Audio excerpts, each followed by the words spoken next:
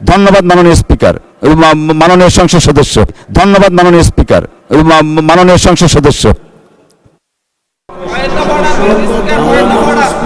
দিনের কার্যসূচি অনুসারে আমরা যেটা বিধি মোতাবেক আছে সেদিকে যাচ্ছি। মাননীয় বিরোধী দলের নেতা যে নোটিশটা দিয়েছেন সেই নোটিশটা আমরা পেয়েছি। এই নোটিশের ব্যাপারে আমরা যথাবিহিত পদক্ষেপ নিব। আমরা 71 বিধিটার দিকে একটু এগিয়ে তারপরে আমরা এটাতে আসছি। ধন্যবাদ মাননীয় স্পিকার, মাননীয় সংসদ সদস্য।